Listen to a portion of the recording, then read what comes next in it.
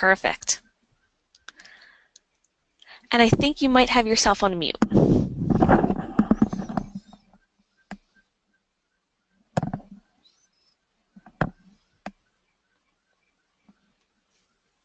Okay. Yes, you're good. You are good to go. Great. Right. Good afternoon, attendees. As indicated by the organizer / presenter, my name is Chandrika Ramkisoon. Brief background, I've been an ACCA lecturer about 27 years now, and I've taught the P4 and its equivalent for about 20 of those years. And I am here to give you some tips, okay, for the upcoming June 2017 P4 exam. And I am hoping that whatever knowledge or whatever tips I impart to you can be helpful and assist you in being successful in this exam. Let us get straight into it. Now, this is the agenda for today. The P4 exam, do you know what you ought to know? Then Section 8 type question and examiner's report. The purpose of it is not to walk through a question. I mean, a Section 8 question would typically take you a lot more than an hour. But, you know, hopefully to go through a question with the examiner's report and suggest a solution and point out certain things which can prove to be very helpful. Then exam technique and pointers, which again, I think would be very helpful for you. And of course, finally the wrap-up session with questions and answers. Now, the P4 exam being an option paper, the examiner expects quite a lot of a student. I mean, a student has an option or has options, and having decided to do an option paper, and the same thing applies to the other option papers, the examiner, you know, expects a student to be well prepared for this relevant paper. And I have up on the screen, and we will be discussing several things as we go through, as I said, with the aim and the hope, okay, of assisting you in passing your exam. Chandrika, if I could interrupt for just one quick second, I'm sorry. I don't know if we're able to see your PowerPoint. I think we see your desktop. Oh, okay. Hang on a sec. Okay. Just this. All right, let me see. Stop sharing. And let me. Are you still seeing my desktop? And not the PowerPoint? We do see a black screen. Okay. All right, hang on a sec. Let me try this again.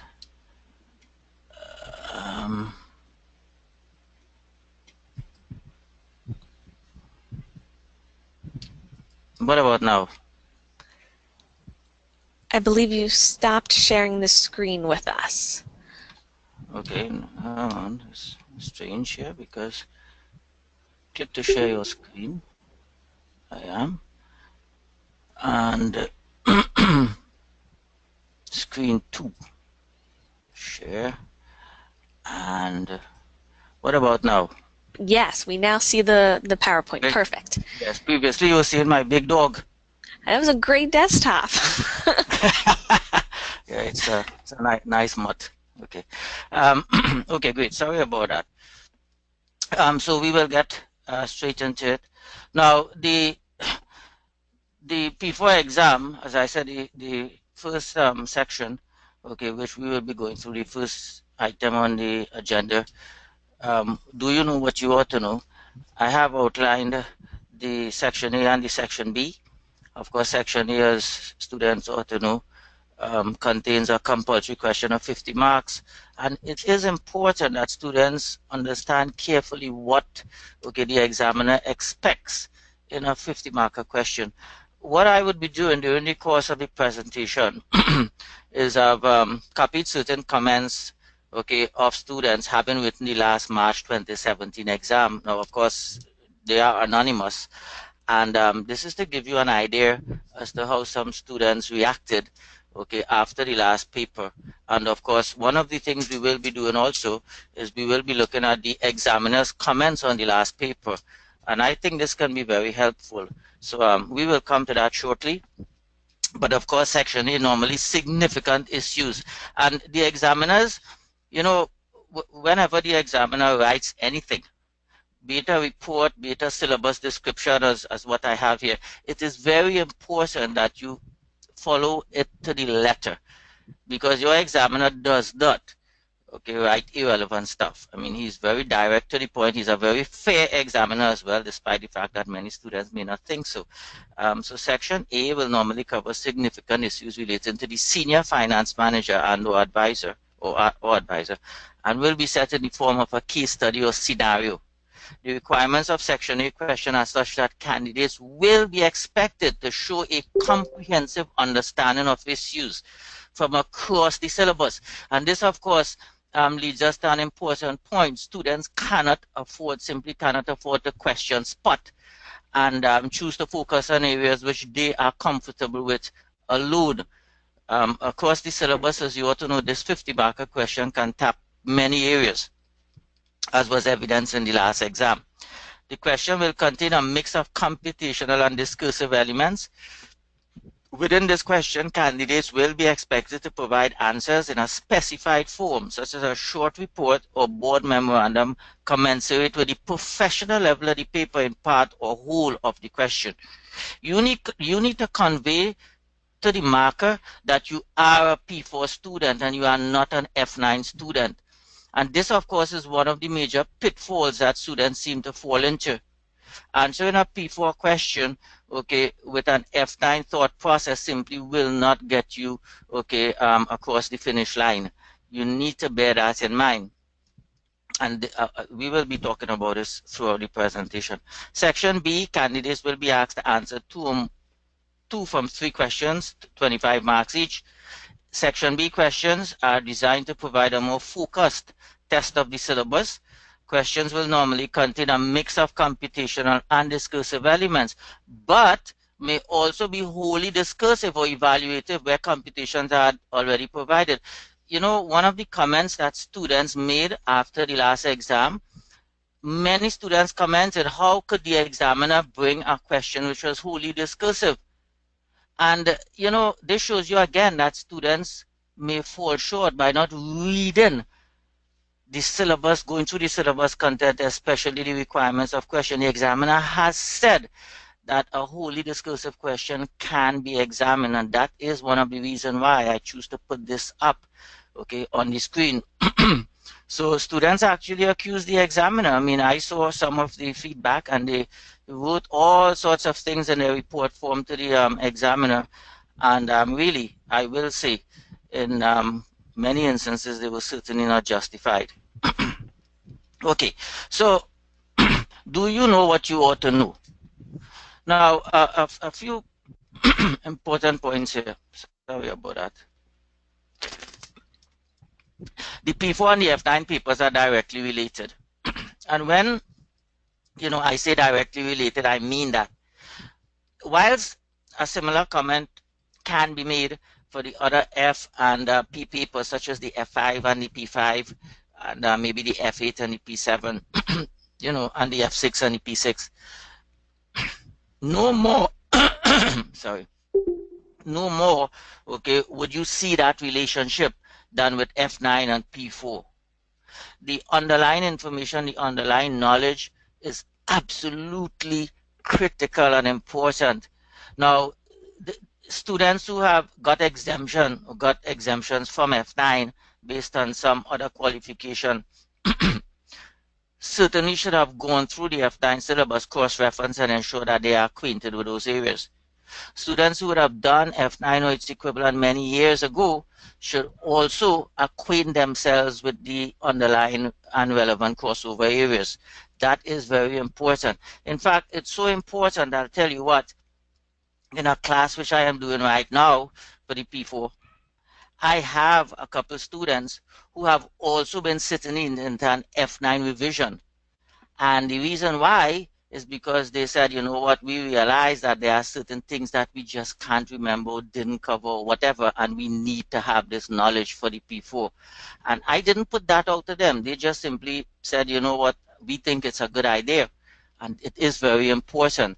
Now, having said that, the examiner has indicated that a proper understanding of F9 areas with special emphasis on capital investment appraisal and all of the related areas, cost of capital, currency risk management. These are some of the core areas. Of course, business valuations and whatnot, and long-term finance sources, those are also important. But if we were to mention some core areas, um, what do I mean by all the related areas of capital investment appraisal?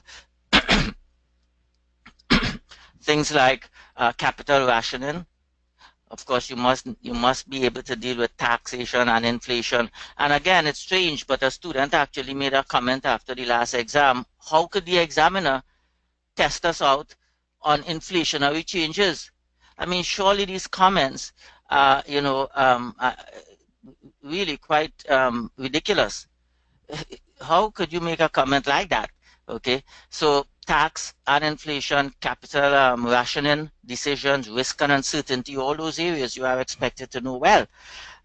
Capital rationing, you all may recall a few years ago he brought a question, I think it was called Arbore, Arbore, and the examiner does require you to know how to do an assessment with multi-period capital rationing. So, these things are very important. The only way you can understand multi-period capital rationing, which is examined at P4 and not at F9, is if you understand single period capital rationing, which of course is examined at F9. Currency risk management, the basic hedging techniques, money market hedge, forward hedge, things like that. Those are highly examinable at P4 as well, but of course as P4 we then go on and look at the other more advanced hedging techniques such as options and swaps and so forth. The paper involves carrying out calculations and discussions and showing the relevance to real world scenarios. This is very, very important. I always keep posting on my Facebook page up-to-date articles of things happening around. And I would tell students, I would advise students, you all need to be up to date. You need to remain up to date. And sometimes I believe that students would probably give you a listen and say, yeah, okay, fine, whatever. It is important. The examiner says it repeatedly that students need to keep their eyes and ears open, okay, on matters relating to the P4 exam. Knowledge is indeed power when it comes to this P4 exam and keeping your eyes and ears open. There are alternative answers to some questions. Students have often raised points, our answer was different and whatnot. The examiner would often say this in his suggested solutions. Alternative points would be acceptable. Students should keep up with new and emerging issues in order to have a better appreciation of scenario-based questions as in section A of the paper. Now, whilst this area of emerging issues is not a specific area of the syllabus anymore, of course, the examiner has said that emerging issues can be examined in the context, okay, of a section A question. And you need to have, as a student, okay, you need to keep up, okay, with new and emerging issues. Now, nowadays it's so easy to do that, and yet I think that some students really do not make use of the technology available to them. It's so easy. I have the relevant news app. There are many free good news apps. For example, I have a few of them, the BBC News app, where you will get, these things sent directly to your phone at intervals. As it breaks, you can select what you want coming to you. The Economist and Financial Times and so forth, some of them are not free, okay, but you don't need to subscribe to one and pay money. You can subscribe to a free one. And as I said, the BBC News app is a good one. I think there's MSNBC, things like that. But you need to, make use of technology and remain up to date.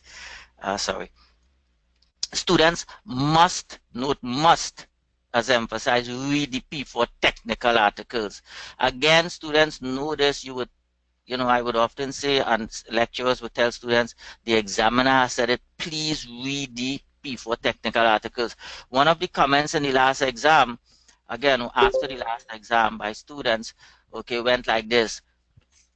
How could the examiner bring a topic such as reverse takeovers and behavioral, science and so forth? I was amazed. I'll tell you why. Let's read out this point. The most recent exam featured specific areas from two technical articles. These were reverse takeovers and behavioral finance. And these were specific technical articles written not too long ago. So it is important that you read the technical articles and not just read the articles, but understand the content of the articles as well. Students should study the entire syllabus and avoid question spotting.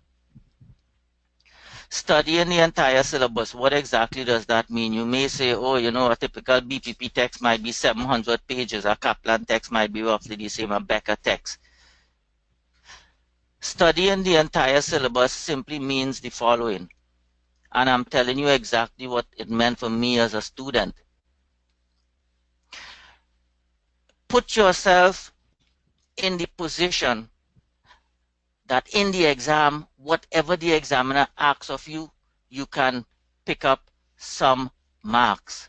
In other words, you should never be caught out by seeing a topic or an area, okay, of which you are totally clueless. You must have some idea so that you are able to write something and pick up marks. I am not saying, and the examiner has not said, that you need to complete a paper 100% in its entirety. To do that would take you much more than 3 hours.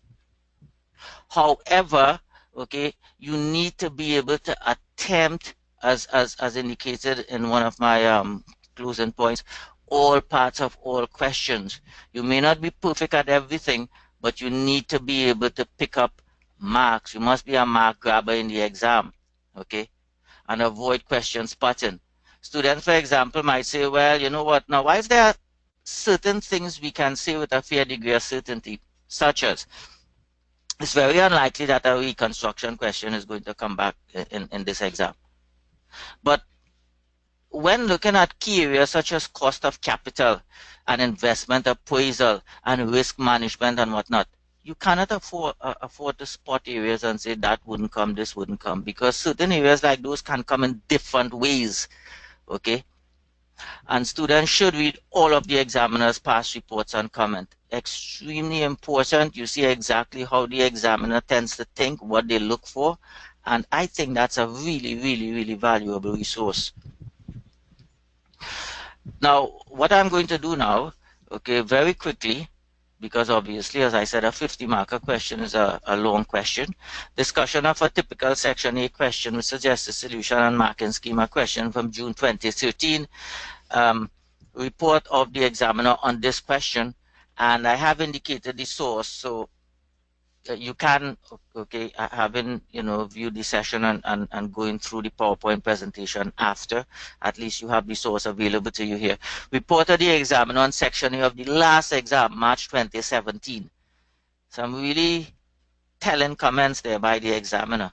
So let's go quickly. I'll just pull this up. Where is it? Yes. Okay. And I have up, okay, on the screen, this question, which you should be familiar with, on Milma. Now let us look at the requirements of the question first. One of the things I advise in my wrap-up points, my closing points about exam pointers and technique, is certainly to read the requirements of the question first. The requirements of this question, which says to prepare a report for the BOD of Milima that explains why Milima's directors are of the opinion that Milima's cost of capital should be based on Zero's cost company's ungeared cost of equity, and showing relevant calculations estimate an appropriate cost of capital for Milima. Part 2 of the report estimates Milima's value without undertaking the Bahari project and then with the Bahari project. The valuation should use free cash flow methodology and cost of capital calculated in Part 1. Include relevant calculations. Free cash flow and cost of capital, those topics, you cannot afford to go into the exam without a thorough understanding and knowledge of them. As you probably realize, these things come up, okay, they've got a high hit rate, you know, they are very frequently examined almost every exam session. And one reason for that is because they can be examined in different scenarios, free cash flow, cost of capital, things like that. Your ability to ungear and regear and deal with areas relating to that must be sound. You must have, be good at that, because that also is something that the examiner brings very often. Part 3 of the report advises the board of directors whether or not the unsecured bondholders are likely to accept the equity for debt swap offer, include relevant calculations, and Part 4 advises the board on the listed and possible share price range if a total of 100 million shares are issued. The advice should also include a discussion of the assumptions made in estimating the share price range. In addition to the reasons mentioned in the scenario above, a brief explanation of other possible reasons for changing the status from a private to a listed one, and an assessment of the possible reasons for issuing the share price at a discount for the initial listing. 12 marks, and you've been told professional marks, as usual, will be awarded in part A for format, structure, and presentation. These 4 marks, you know what? It will be a shame if you can't pick them up. Format, structure, and presentation, you can still pick up most of those marks, even if some of your calculations are incorrect. And we will speak about incorrect calculations as we go to the exam technique points. Part B, discuss the possible impact on and response of Milma to the following ethical issues with respect to the Bahari project: the relocation of the farmers, the relationship between the Bahari president and Milma CEO. The total marks will be split equally between each point.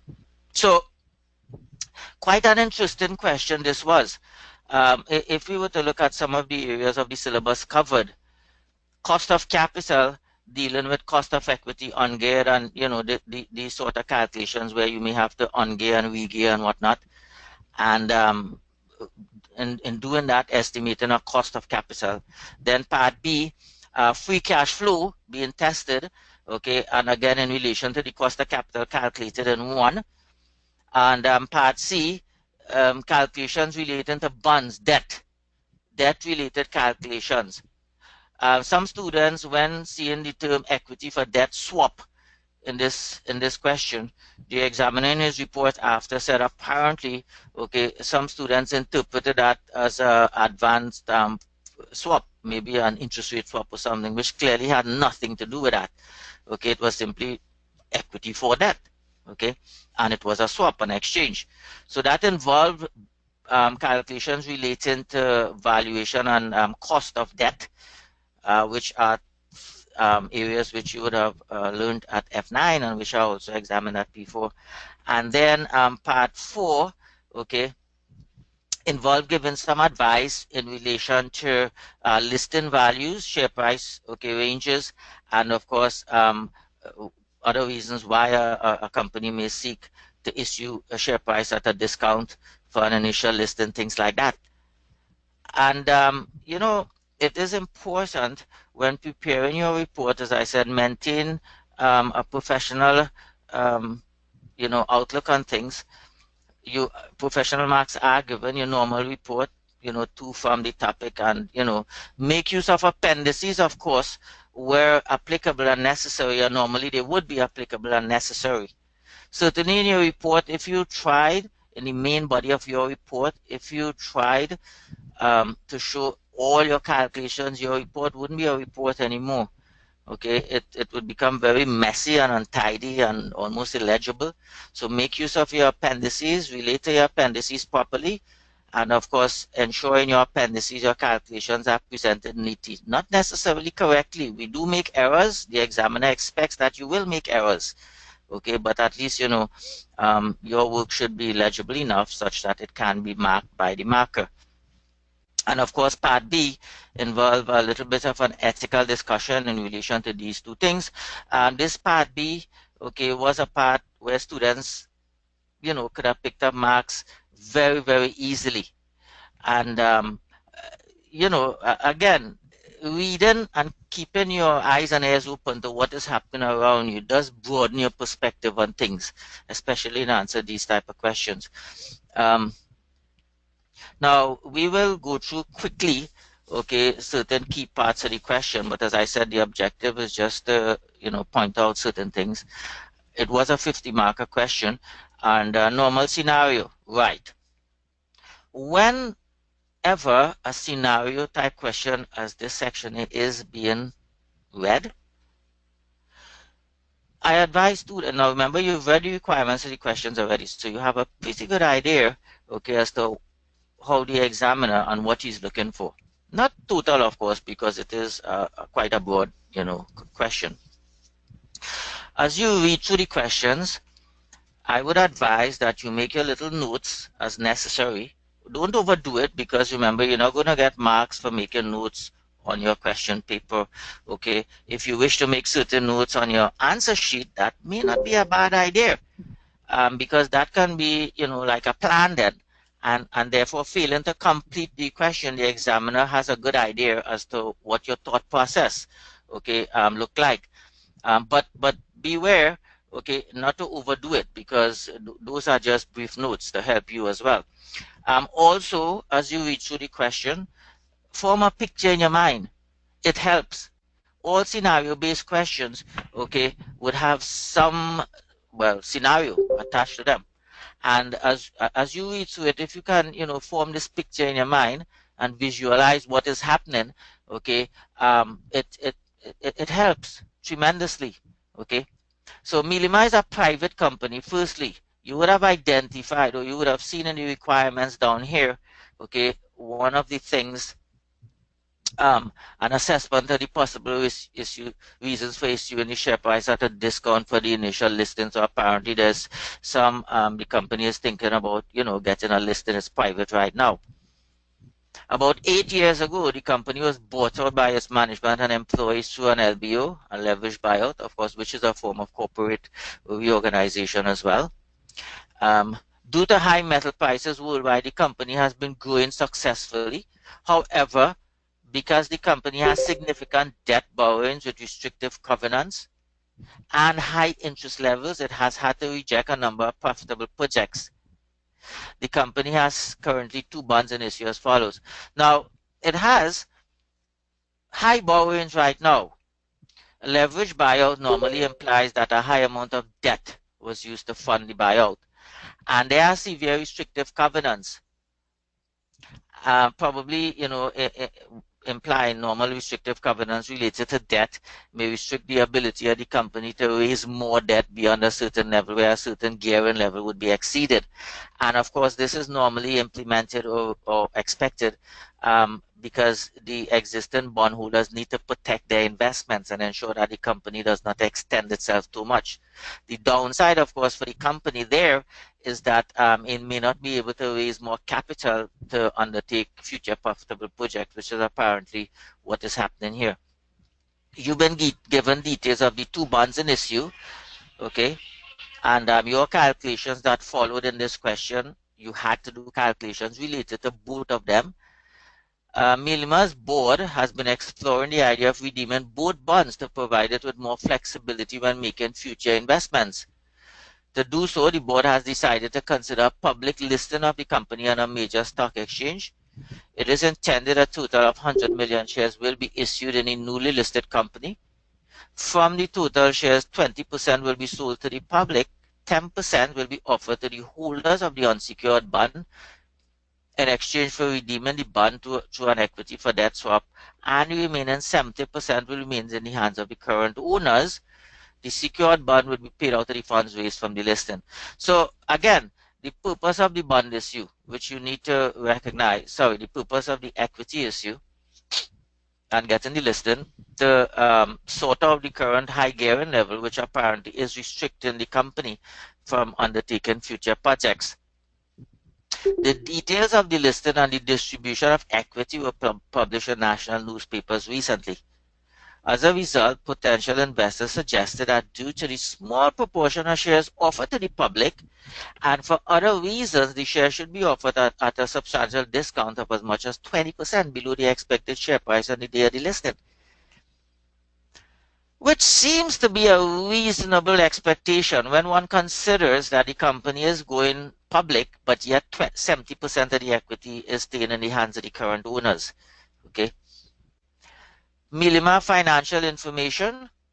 It is expected that after the listing, deployment of new strategies and greater financial flexibility will boost Milima Company's future sales revenue.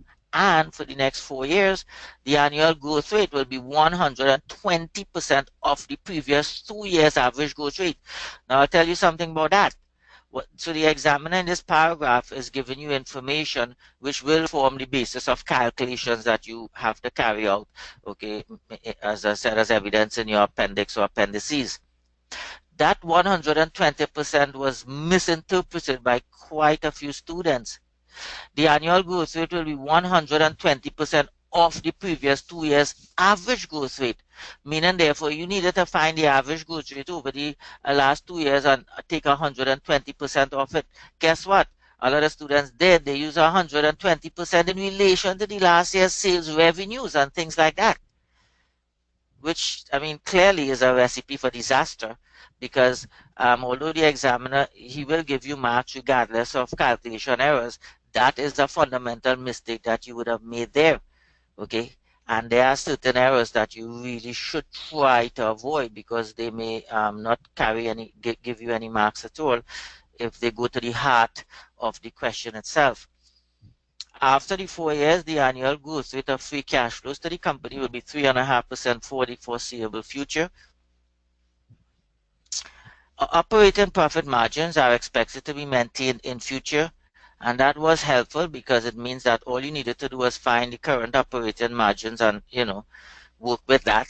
Although it can be assumed that the current tax allowable depreciation is equivalent to the amount of investment needed to maintain the current level of operations, the company will require an additional investment in assets of 30 cents per $1 increase in sales revenue for the next 4 years. Now that also should be information which should have been easily understood. After all, you would have read in the requirement that you need to do something with free cash flows, and one part of a free cash flow calculation would involve making allowances for capital expenditure, and this is how the examiner gave you that information. Once listed, so these are the figures, fairly straightforward. Once listed, Milima will be able to borrow future debts at a rate of 7%, which is only 3% higher than the risk-free rate of return. And you had to use the risk-free rate of return in this question to do some calculation. So obviously then, based on this information, you can work out what the risk-free rate of return is. It has no plans to raise any new debt after listing, but any future debt will carry considerable fewer restrictive covenants. However, these plans do not take into consideration the Bahari project. Now, this information related to the Bahari project and what you would have or would read, I should say here, was directly related to answering part B. Okay, there was information to be used otherwise, but and when I first read this question, what I normally do is this.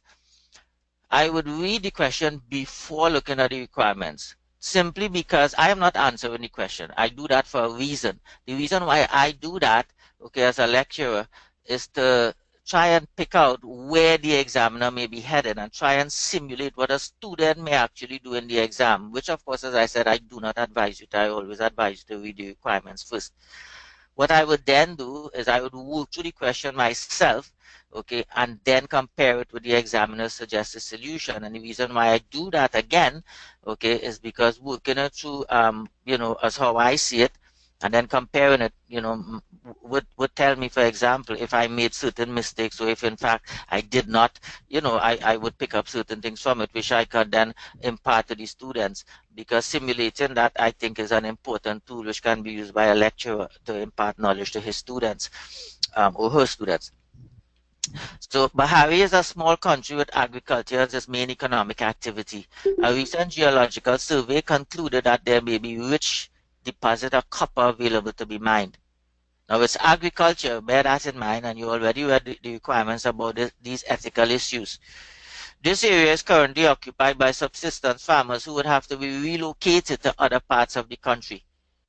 When the results of the survey were announced, some farmers protested, and the proposed new farmland where they would be moved was that the proposed new farmland, sorry, where they would be moved was less fertile, and that their communities were being broken up. However, the protesters were intimidated and violently put down by the government, and the state-controlled media stopped reporting about them. Soon afterwards, their protests were ignored and forgotten. And again, in relation to the ethical issues there, clearly you are seeing that represented. Then, the other ethical issue. In a meeting between the Bahari government and Milmia's company's board, the Bahari government offered Milmia company exclusive rights to mine the copper. It is expected that the enough deposits to last for 15 years, and initial estimates suggest that the project will generate free cash flows of 4 million in the first year, rising by 100% initially next 2 years, and then by 15% initially 2 years after that. Of course, this information then you would have used in dealing with the implications of the Bahari project. You would then given cost of it and whatnot, and then the Bahari government has offered Milima a subsidized loan for the 150 million at an interest rate of 3%. So you are seeing the loan subsidy effect here, and that should lead you to think that maybe there's something with APV that has to be done here. And then this closing statement. At the conclusion of the meeting, the Bahari government and Milmia's board, the president of Bahari commented that working together would be like old times when he and Milmia's CEO used to run a business together. Now, that to a certain extent, okay, as I read that, two terms ran through my mind: nepotism and cronyism in a certain way. Because this relationship between the board, the president, sorry, of Bahari and the CEO, okay, which took them back, who knows what may be implied there. And I think, you may have thought the same thing, okay, because that was what immediately dawned on my mind. And remember, you had to discuss the ethical issues thing. Then you were given some information about ZIWA, and you had to use ZIWA's information in order to calculate an appropriate cost of equity, because ZIWA is in the mining industry. So the question was, a fairly reasonable question. An average prepared student, a student which would have gone through the syllabus, acquaint themselves with the calculations and whatnot, should have been able to attempt this. Now, as I said, I don't wish to get into the details too much, but I'd like to point out a few things here because, time is moving on us.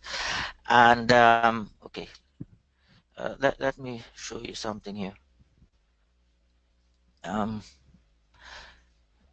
This, of course, was the report, nicely formatted report to the board. Notice, please, as you read through your past questions and answers, look closely at how the examiner, okay, tends to structure his reports as well. You can learn an amazing amount from that, especially if you think your report structuring is bad, okay. And what I want to point out to you actually is, and I don't know if you often do this, but I think going through the marking scheme, where you can access the marking scheme, is very, very useful. Now, you don't need to have the access marking scheme for all the questions, but getting an idea as to what the examiner looks for in questions, okay, is quite helpful. So looking at the marking scheme for this question, I think it gives you an idea as to how the marker thinks and what the markers look for. As we suggested, the question may involve EPV, for example, and it gives you a nice breakdown as to the marks allocated for the different parts, okay, in relation to the APV. And this is very useful for you as a student so that you don't overstay your welcome on certain parts. Okay, it gives you an idea, it gives you a feel for the paper, what the examiner looks for.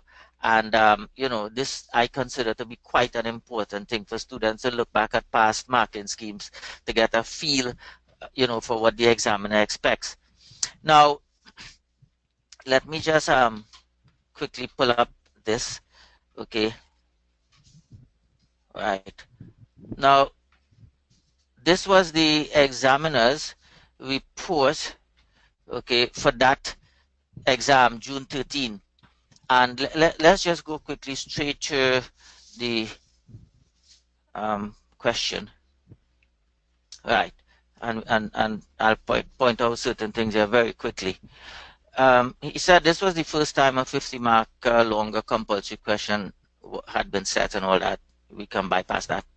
On the whole question, one was done well by many candidates, but there were many scripts which earned well over half the marks, and there were many scripts, sorry.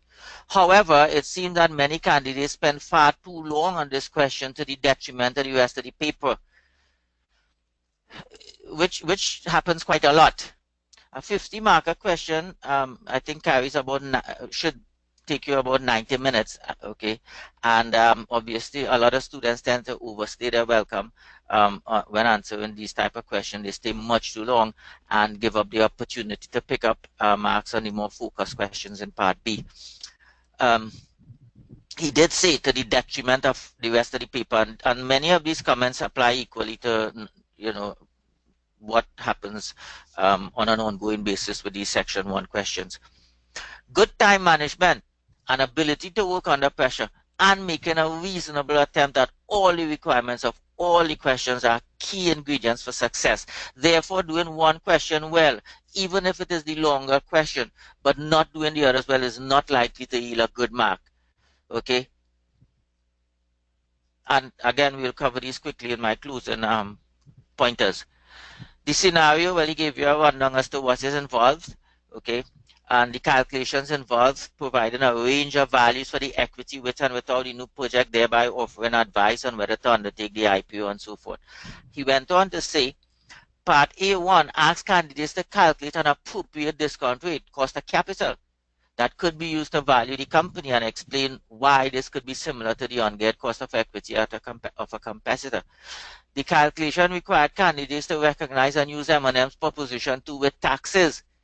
For some reason, many students have the opinion that the Modigliani and Miller formula will not be tested. I mean, the examiner gives you the cost of equity formula with taxes on your exam, on the formula sheet. It is a very important tool, okay, which can be used in different ways in the exam, and you should certainly acquaint yourself, okay, with or reacquaint yourself, I should say, with M&M's formula. Responses to this part were varied, many given detailed explanations and using the correct method, but equally many others given limited explanation, not recognizing that M&M2 should have been used. What a lot of students actually did is they tried to use the de-gearing and re-gearing formula instead of M&M2. Okay. Now, one problem that students run into when using the M&M2 formula is this. Remember, the M&M2 formula starts with the geared cost of equity on the left-hand side, and it goes on to say equals the ungeared cost of equity, and so on and so forth. So what that means, therefore, is if you need to find the ungeared cost of equity, but you've got the geared cost of equity, you have to rearrange the formula. Note what the examiner said about that. Errors in calculations involve the inability to use simple algebra to determine cost of equity ungeared, even when the input factors were correct. And that bears out what I've been saying, what I just said. Being able to turn the formula around, okay, and you need to practice those calculations. It would, you know what, it would really be a shame if you knew exactly what you needed to do, but simply because you made a mistake there, okay, it messed up everything. And calculating our WACC after KEU was calculated, even though there will be no debt initially. You know. And then, he went on to talk about part A2, which recognized that an ABV approach was the best to be used. Okay, he said some answers did not calculate the terminal values of the company or the project, although minor errors were made by most candidates. Flexibility in awarded marks meant that these did not detract from the quality of the answers. And, similarly, he went on and made his comments about the other parts as well. As I said, I'm trying to go through them really quickly. Okay. And this was important. This is important. Make sure, any of the exam papers which are available to you on the internet, please ensure that you look at the examiner's comments. The examiner's comments would help you tremendously, okay, and should enable you to avoid pitfalls as you go into the June exams and you write the exams, okay. So let me just return, okay, quickly to my presentation. Now, let's move on. I intended to go through reports of the examiner for the most recent exam, okay? But you know, time permitting, I don't think we'll be able to do that. If I get through my pointers, we'll come back to it. But let me just pull up something here for you. Now, these are some of the comments which I copied, of course, anonymous, no names or anything. And these were some of the comments from students after writing the last exam, you know, uh, just quickly. And I've copied them exactly. So if there are grammatical errors and spelling errors, that's not my fault. First one says, I hear you, boo. I covered the syllabus in its entirety and finished the entire kit. He did not do the kit. He did not use the kit properly. The kit used him. If you cover the syllabus in its entirety and if you use that kit properly, there is absolutely no way that you can fail this paper unless maybe the day there are some extenuating circumstances, you fall ill and whatnot. Whenever you hear students say they cover the syllabus in its entirety and finish the kit and still had immense problems with the exam, they did not use the kit properly. Many students' idea of using the kit is to audit the answer. They've got the question open and the answer at the same point and they go through it. That is not using a kit. That is the kit using you. Only didn't do the last two sit-ins. The paper was very difficult and set to fail students. I too passed all in my first attempt and this is my last paper, but most likely to fail. Okay. Another comment, I've studied entire revision kit question. You see that comment? You don't study revision kit questions. That you don't do that. Okay, that leads me to believe that again the questions were simply audited and did pass papers, but this exam paper was completely different. Even if this was a pass for me, I'm still disappointed with the questions. And then just quickly, this one, totally agree with the comments on the P4 paper. I also studied really hard before the exam went through. Again, that's a spelling error. The study text, exam practice kit, all the past papers, the March 17 P4 turned out to be very different. I've got the feeling that we were required to write long text explanation and so forth. Very weird set of questions in the paper. I'm still frustrated. I passed 8 exams from the first attempt and only I had to sit twice. But P4 just literally made me feel low. Don't want to open the email, SMS, so on and so forth. So, I mean, you know, again, okay, most of these comments were definitely bad comments. Okay. I mean, as I said, if you do your work, there is no way that you can actually, and haven't done all that properly, you can't fail the paper. Okay. Right. Now, let me just run through these points with you, and as time permitting, we can always revert back to the comments. But the comments are available. The comments were the comments, as I said, for the last exam in March 2017. Exam technique and pointers. These are very important pointers. Firstly, always read the requirements of the question before reading the actual question. As we said, remember with the Bahari project, I told you, and with all questions, read the requirements. First, it gives you an idea, it cues you onto what to look for as you read through the question, and does save you having to read the question over and over. Secondly, a report format should be used when requested professional marks are awarded. There are no marks awarded which are referred to as unprofessional marks. Professional marks are awarded. If you don't answer and don't prepare your report in a professional manner, obviously you will not get those marks. All questions should be attempted and all parts of all questions should be attempted, no blank spaces. Look, it's challenging enough to pass this paper if you attempt all parts of all questions. Nobody says it's an easy paper. So if it's challenging to pass the paper having attempted all parts of all questions, and you, okay, decide to leave out certain parts of questions, clearly you see the problem there. Okay, you are putting yourself at a severe disadvantage from the beginning. Even before the examiner, the marker attempts to mark your paper, there are certain marks you will never get because you choose to leave out certain parts. Legible writing is a must, especially for report writing as in Section A question.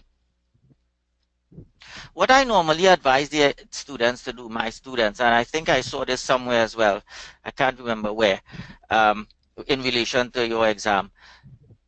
Do some writing, not typing with the computer. Write certain things and give it to somebody to read back and see if they can understand your writing. Okay, and ask them to be objective about it as well. And that sometimes students might be failing a paper simply because that their writing is letting them down. Time management in the exam is very important. Poor time management is often cited by the examiner as a main contributing factor to failure. Students should avoid rewriting question requirements and making useless comments. I choose to use these comments because students always tend to use it. The examiner has said that. Sorry, I ran out of time. Or sometimes students would put, all sorts of silly comments, such as the examiner. I remember once the ACCA posted a newsletter article which contained comments that students often make. It was ridiculous. Students make all sorts of comments. There, Mr. Examiner, this is my last exam sitting, and June 2017 is indeed last for some of you all, okay, because of the 7-year deadline. This is my last exam sitting. Can you find it in your heart to pass me? I kid you not. Those were some of the comments made by students. All that you're doing there, maintain your posture in the exam, okay? All that you are doing there is wasting time. In practicing questions, students should put themselves under time pressure. Many students, when practicing questions, they do not put themselves under time pressure. They would take 3 hours to do a 50-marker question and they would proceed like that. And maybe that's what happened to the students who wrote those comments that we read about just now. So they would work through the kits and they would work through all the questions. But what sense does it make if you're taking about 3 hours to work through a 50-marker question? You should put yourself under exam pressure when practicing those questions, and the objective should be to continually get your time down, which is exactly what I used to do as a student. Okay, get your time down, okay, way down, even below the allocated time. Questions can be answered in any order, but the question reference should be clearly indicated. Where applicable, always state your assumptions. The question need not state this, as you can do it anyway. I mean, sometimes questions would ask you to state your assumption. Even if a question does not, state your assumptions where applicable. Sometimes you may not be clear about something asked. And, you may have answered it in a certain way. State your assumptions then in that case if you think that you were not clear, about it.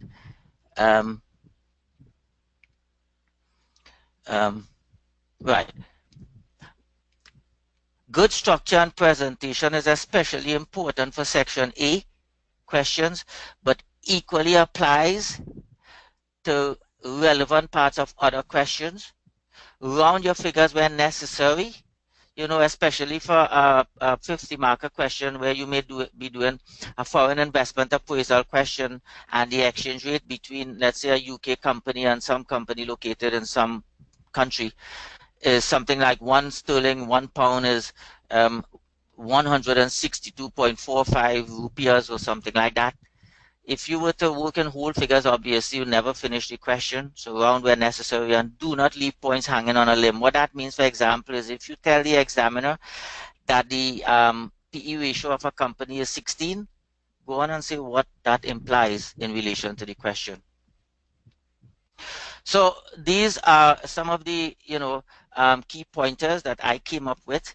Okay, we went through the session by looking at quickly an example of a 50-marker question. I started off by indicating things that you ought to know and perhaps what you don't know.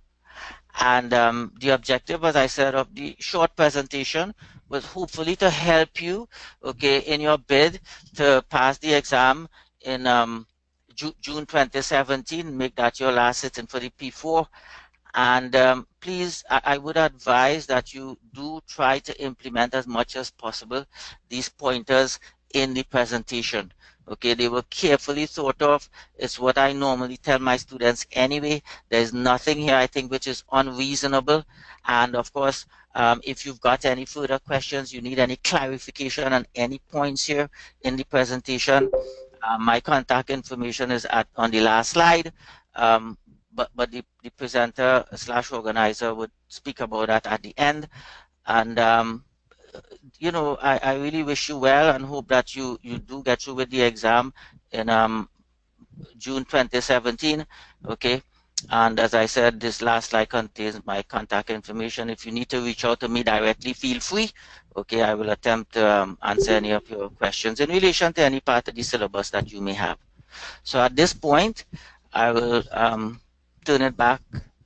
it over to the presenter, and I will entertain any questions that students may have. I'll try to answer them to the best of my ability. Great, thank you so much for that webinar. So what we are going to do is open up to questions now. So if anyone does have any, feel free to type it into the chat box on the lower right-hand side of the screen, and we will read them out.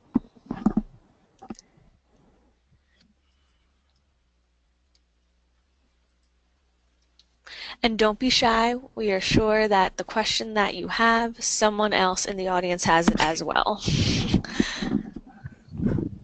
I'm reading so many comments with respect to my big guard dog. Oh, we do have one. Someone says, which question would you advise to attempt first in the examination? Yeah. Okay, great question. I should have indicated that in the pointers.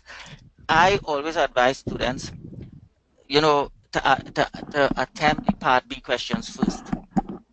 They are more focused, usually, okay, because they are more focused, they are more doable, and also in attempting a question which is more doable and more focused, it gets your adrenaline flowing.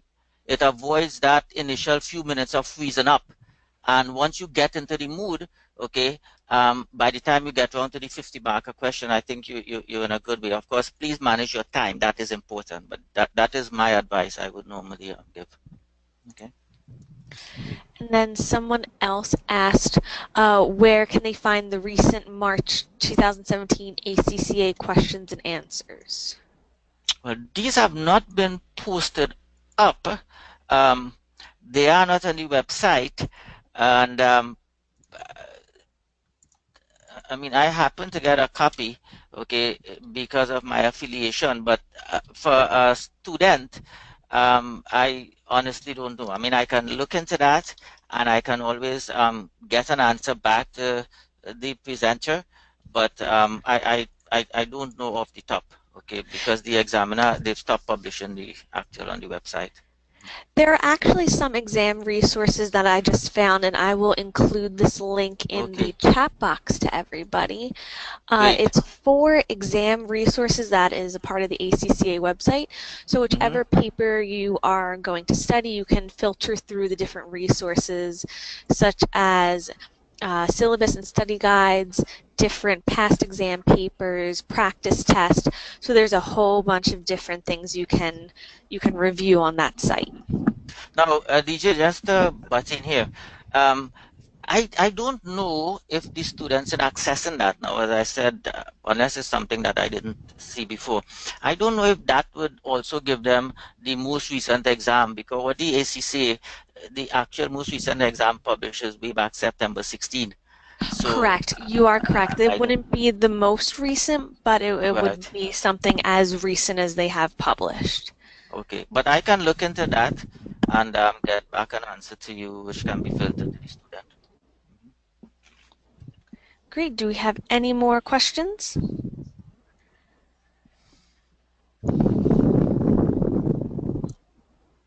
Okay, someone else. Oh, you can see it as well. Right.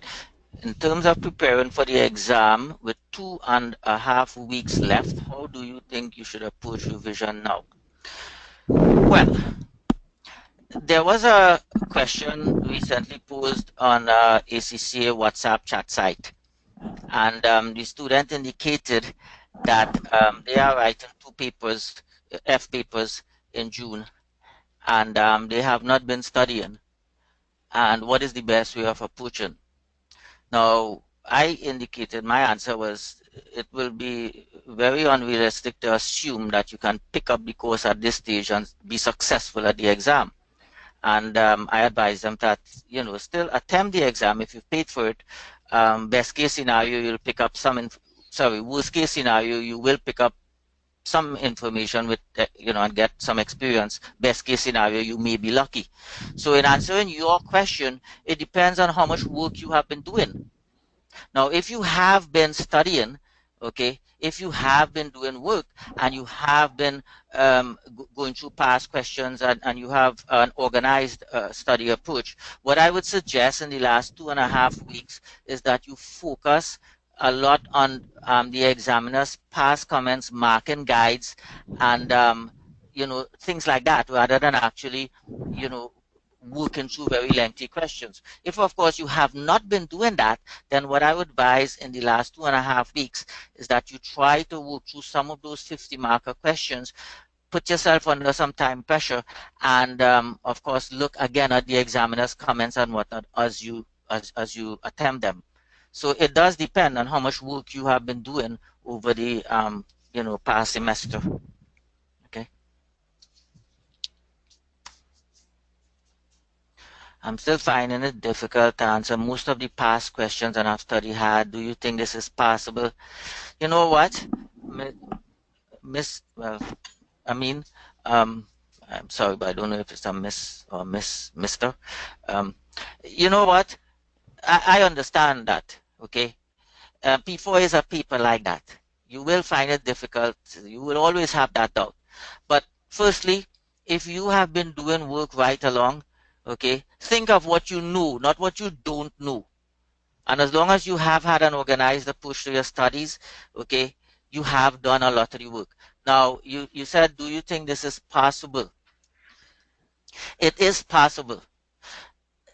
Go through the pointers, where, okay, you should ensure that you attempt all parts of all questions. One of the points I noted, well, I can't remember if I noted it, I was supposed to, but the examiner gives you marks for wrong calculations if your conclusions were correctly based on your wrong calculations. And that should help you in this case. Okay, you've got your calculations done. Some of them were wrongly done, but if your conclusions were correctly based and they made sense based, you will get a lot of the marks. So yes, I still think it is possible. Okay, attempt all parts of all questions, put your assumptions where necessary. Okay, you just go forward, go into the exam with a positive frame of mind, and it is very possible. How can you improve your understanding of what the examiner is asking in the requirements? Practice. You know, uh, the only way I think that you can really get used to the examiner's jargon and what he's asking is by practice. Now, if at this stage you haven't practiced enough, what you can do, as I said, is go back to some of those 50 marker questions and then compare it with what the examiner expected in his report, because his reports go way back, I think, to 2010. Okay, and that will improve your understanding of what the examiner is asking. And if had you, I'm not saying you haven't, but if you've been doing that all along, certainly you will have a good understanding of what the examiner normally wants. Okay.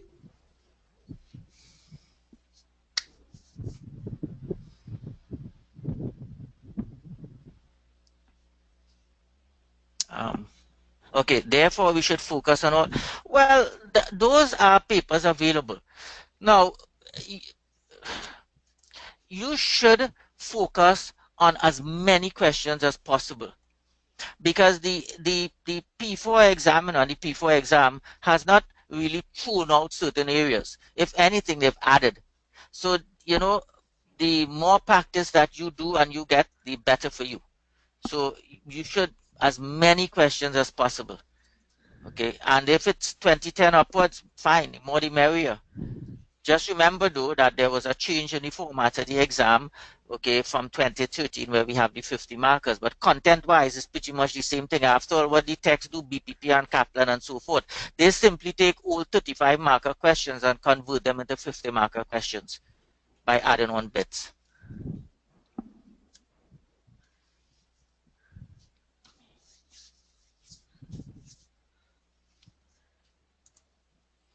Okay, I think that is it. If anyone does have any future questions, feel free to send them to acca.usa@acccaglobal.com.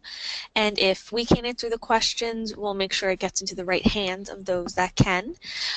So yes, again, thank you so much for attending today's webinar, and the recording will be available on our Facebook page within 24 hours after we close out. So thank you, and have a great day, everybody. Thank you very much, and all the best to all students writing the exams in June. I wish you well, and hope that you achieve a good mark in June 2017.